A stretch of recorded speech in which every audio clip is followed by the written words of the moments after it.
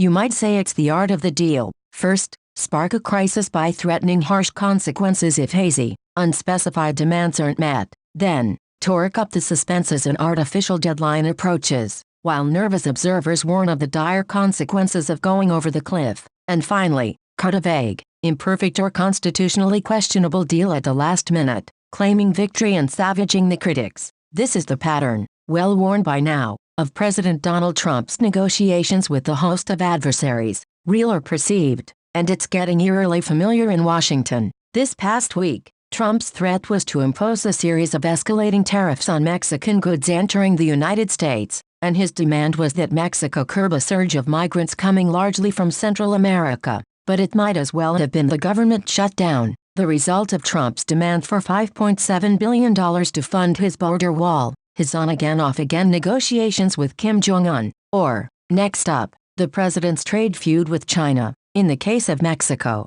Trump didn't get all he wanted. Mexican negotiators, for instance, would not agree to changes that would make it easier for the United States to turn down asylum seekers from Central America, though they did assent to allowing some of them to stay in Mexico while their claims are heard in the U.S. They also agreed to send 6,000 additional troops to their southern border with Guatemala, and got the U.S. to back off threats to impose a 5% tariff on all exports that was set to go into effect on Monday. Those are actions, however, that Mexico has already undertaken, notes Shannon K. O'Neill, senior fellow for Latin America Studies at the Council on Foreign Relations, who warned against the tariffs in an opposite the editorial page this week. So it's doubling down on what they were doing, O'Neill told Politico, adding that it's doubtful Mexico has the capacity to meaningfully stem the tide of migrants. A person familiar with the negotiations under former Homeland Security Secretary Kirstjen Nielsen confirmed New York Times reporting that much of what Mexico agreed to do this week was already on track months ago.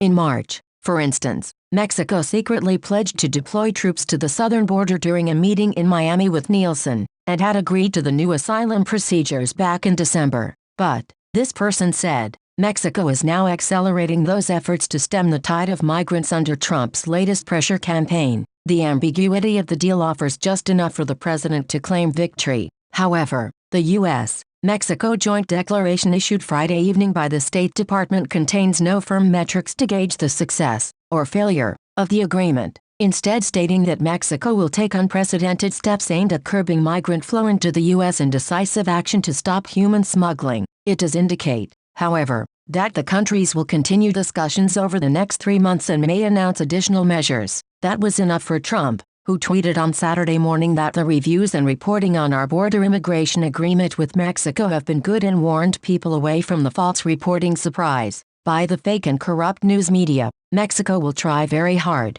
and if they do that, this will be a very successful agreement for both the United States and Mexico, Trump said. The 8-day episode, however, cracked open fissures among Republicans, with business groups and GOP senators angrily lobbying the White House to convince the president to back down. Existing tariffs and the threat of new tariffs are already slowing manufacturing jobs in America, so it is our hope that the two nations are on a continued path of long-term certainty and stability. John Bozzella, the president and CEO of Global Automakers, a trade association that represents the U.S. outposts of several international motor vehicle manufacturers, said in a statement. Cory Gardner, the Colorado Republican who is considered one of the most vulnerable senators of the 2020 election cycle, slammed the prospect of tariffs in a letter to his GOP colleagues on Friday, arguing that they would negate all the economic benefits of tax reform. The brouhaha also exposed the diminishing effectiveness of the president's negotiating style, if only because of its growing predictability,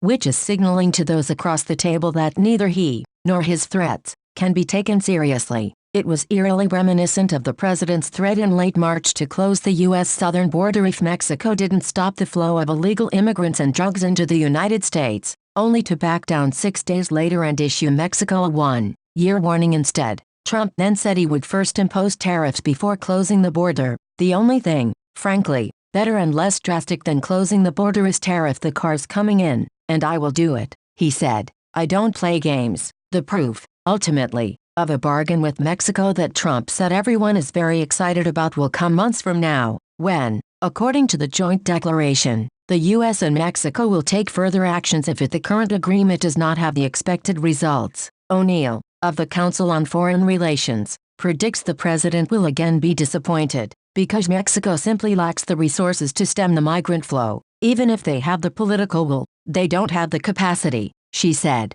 So what happens 3 months from now? You've delayed, but you haven't necessarily ended this threat of tariffs.